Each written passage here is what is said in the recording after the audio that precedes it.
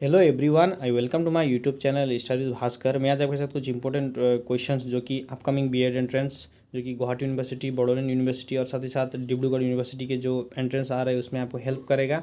और यहाँ पे जो क्वेश्चंस होंगे वो आपके जो कि एमसीक्यू बेस्ड होंगे और आप यहाँ पे प्रैक्टिस भी कर सकते हैं आपका कितना स्कोर आएगा। और साथ ही साथ एक्स्ट्रा इन्फॉर्मेशन भी मिलेगा, वो आप कॉपी या किसी रजिस्टर पर नोट कीजिएगा। ओके, ये इंपॉर्टेंट है आपको जो अपकमिंग एंट्रेंस आ रहा है। ओके, तो first question, government is better than other forms of government because it allows us to correct its own mistake. कौन से जो गवर्नमेंट फॉर्म है वो अच्छा है दूसरे गवर्नमेंट फैक्टर से, क्योंकि वहाँ पे हमारे ओन मिस्टेक्स भी करेक्ट कर सकते हैं। तो ऑप्शन देखिए, democratic, monarchic, authoritarian, autocratic. So correct answer होगा आपका डेमोक्रेटिक, क्योंकि मोनार्की मतलब क्या है, राजाओं का शासन। राजाओं के शासन में वो डेमोक्रेसी नहीं होता, वो आप कुछ भी बोल नहीं सकते। ओके, तो सबसे करेक्ट आंसर होगा option number 1, democracy. Which among the following describes public interest group. कौन सा जो पब्लिक इंटरेस्ट ग्रुप को डिस्क्राइब करता है। तो ऑप्शन देखिए, organisations that promote interest of particular section of group, organisation that promote common interest, a struggle launches for resolution of a social problem, organisation that mobilise people with a view to win political power. So correct answer होगा option number 2, organisation that promote common interest. ये लोग common interest, कोई भी society में या समाज में बा नेशन में कुछ प्रॉब्लम होगा तो उसके लिए वो कॉमन इंटरेस्ट के लिए काम करेंगे। ओके, नेक्स्ट क्वेश्चन, वो was the chairman of drafting committee of Indian constitution. Indian constitution का ड्राफ्टिंग कमेटी के चेयरमैन कौन थे। तो ऑप्शन देखिए, lord Mountbatten, doctor Rajendra Prasad, doctor B R Ambedkar, Pandit Jawaharlal Nehru. तो सबसे पहले ऑप्शन जो लॉर्ड माउंटबेटन, वो कौन थे, हमारे भारत के इंडिया के लास्ट वाइसरॉय जनरल थे। ओके, लास्ट वाइसरॉय जनरल थे, कौन थे, Lord Mountbatten. Okay, last viceroy of India, important है, याद रखिएगा, अच्छे से सुनिएगा। नेक्स्ट क्वेश्चन, नेक्स्ट जो कि राजेंद्र प्रसाद, डॉक्टर राजेंद्र प्रसाद कौन थे, हमारे कॉन्स्टिट्यूंटेंट असेंबली। ओके, कॉन्स्टिट्यूंट असेंबली के कौन थे, ये प्रेसिडेंट थे। ओके, प्रेसिडेंट थे, कॉन्स्टिट्यूंट असेंबली के प्रेसिडेंट थे। और कॉन्स्टिट्यूशन असेंबली कब फॉर्म किया गया था, 9 दिसंबर 1946, याद रखिए 9 दिसंबर 1946। यहाँ पे टोटल मेंबर कितने थे, टोटल मेंबर थे 389। ये भी आप इंपॉर्टेंट है, ये भी आप नोट करके रखिएगा। ओके, 389 टोटल मेंबर थे। और इसका जो फॉर्म कब हुआ था, 9 दिसंबर 1946। और इसका जो कॉन्स्टिट्यूशन असेंबली का जो आइडिया था, वो आइडिया किसने दिया था कॉन्स्टिट्यूशन असेंबली का, ये दिया था एम एन रॉय ने, 1934 को ही दिया था। ओके, इसका जो आइडिया दिया था 1934 में ही दिया था। वहाँ पे क्या किया गया, हमारा कॉन्स्टिट्यूशन बनाया गया। ओके, नेक्स्ट जो कि पंडित जवाहरलाल नेहरू। पंडित जवाहरलाल नेहरू ने एक फेमस बुक लिखा है, discovery of India, discovery of India. और साथ ही साथ इन्होंने जो 1929, ओके 1929 लाहौर सेशन में क्या किया था, इन्हें प्रेसिडेंट थे। ओके, याद रखिएगा, Lahore session 1929 he was the president. और वहाँ पे क्या किया गया था, हमारा पूर्ण स्वराज, पूर्ण स्वराज का रेजोल्यूशन पास किया गया था, पूर्ण स्वराज, याद रखिएगा, पूर्ण स्वराज जो कि। और पंडित जवाहरलाल नेहरू हमारे भारत के पहले प्रधानमंत्री, प्राइम मिनिस्टर, साथ ही साथ क्या थे, एक डिफेंस मिनिस्टर भी थे हमारे पहले, सबसे पहले हमारे फॉरेन मिनिस्टर भी थे, याद रखिए, फॉरेन मिनिस्टर। ओके, ये फैक्ट्स आप याद रखिएगा। और उसके बाद क्या है ऑप्शन, जो इसका जो करेक्ट आंसर होगा option number 3, doctor B R Ambedkar. B R Ambedkar ने मूक नायक नामक एक बुक भी लिखा है, याद रखिए, मूक नायक, मूक नायक, ये आप याद रखिएगा। और ये सारे जो कि डॉक्टर बी आर अम्बेडकर द्वारा किया गया था। ये कौन थे, ड्राफ्टिंग कमेटी के चेयरमैन थे। Next question, which of the following fundamental rights is given in article 21। Article 21 में कौन सा राइट दिया गया है। तो देखिए, right to property, right to equality, right to speech, right to life.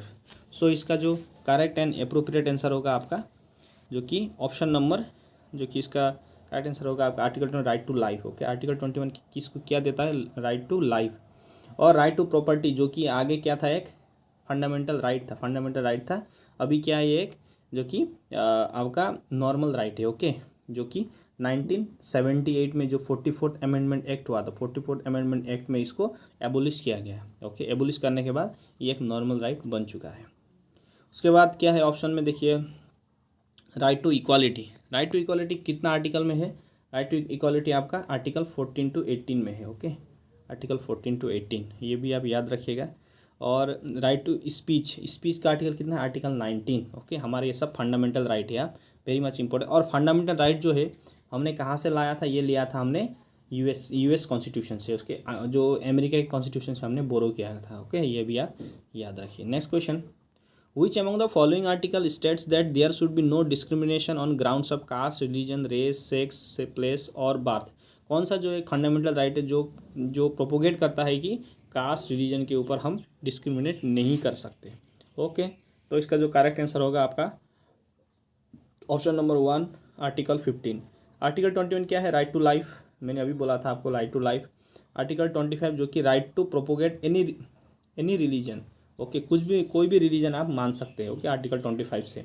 और आर्टिकल 30 से जो कि माइनॉरिटी लोग क्या कर सकते हैं कि उन लोगों का जो एजुकेशन इंस्टीट्यूशन एस्टैब्लिश कर सकते हैं। Okay, minority should establish their own education institute. Next question, who among the following is constitutionally empowered to alter schedule areas? कौन से जो लोग हैं वो वहाँ पे शेड्यूल एरिया में कॉन्स्टिट्यूशन पावर दे सकते हैं? तो supreme court of India, high court of state, prime minister, president. तो president of India 4 is the correct answer.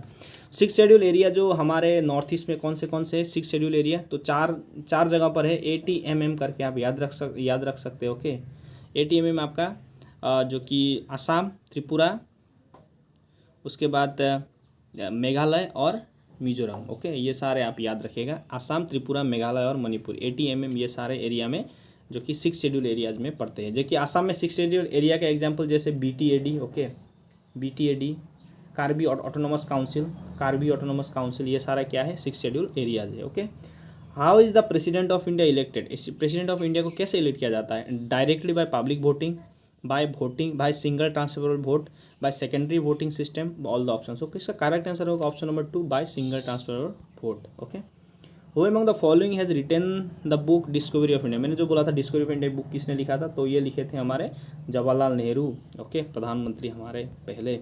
Next, which governor general of India started the postal service in India? तो postal service सबसे पहले किन्होंने start किया था? Option देखिए, Lord Canning, Lord Cornwallis, Lord Dalhousie, Lord Warren Hastings.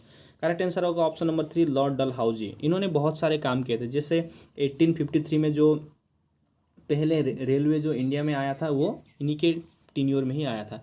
इन्होंने telegraph लाया, telegraph याद रखिएगा, इन्होंने टेलीग्राफ लाया। उसके बाद आपका जो टेलीग्राफ, उसके बाद इन्होंने डॉक्ट्रिन ऑफ लैप्स पॉलिसी जो है, डॉक्ट्रिन ऑफ लैप्स याद रखें, डॉक्ट्रिन ऑफ लैप्स। हड़प नीति हड़प नीति में क्या था कि अगर कोई भी राजा का अपना जो सन नहीं होगा, अपना जो बायोलॉजिकल बच्चा नहीं होगा, वो स्टेट क्या होगा?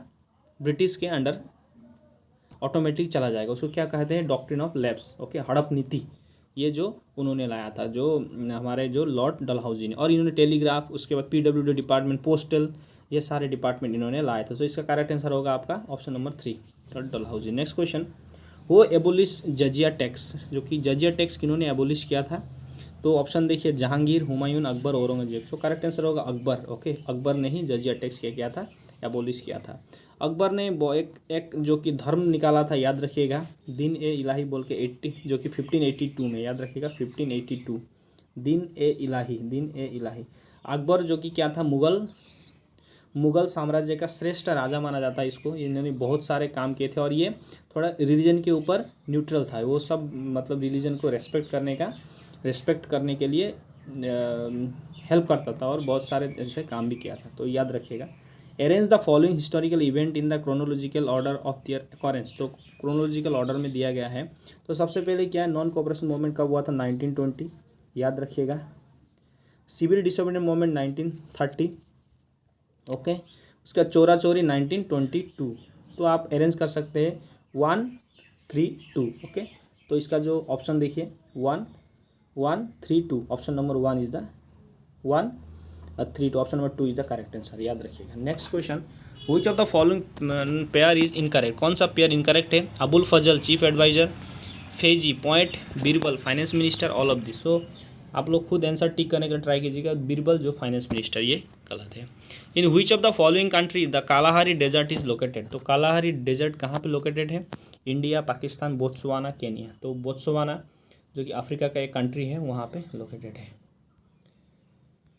Kalahari. Next question, river Narmada originate from which place? जो नर्मदा रिवर है वो कहाँ से ओरिजिनेट होता है? अमरकंटक, हिमालयन, ब्रह्मगिरी, बारालाचा पास। तो इसका करेक्ट आंसर होगा आपका अमरकंटक से निकलता है, जो कि मध्य प्रदेश में है। और हिमालय से भी बहुत सारी नदियाँ निकलती है, जैसे इंडस सिंधु कहा जाता है इसको, इंडस, ब्रह्मपुत्र कहाँ से निकलती है? चेमा यांगडुंग ग्लेशियर से निकलता है, जो कि जो कि तिब्बत में है, जो कि हिमालय से ही निकलता है, ये आप याद रखें। Next question, where is Great Barrier Reef located?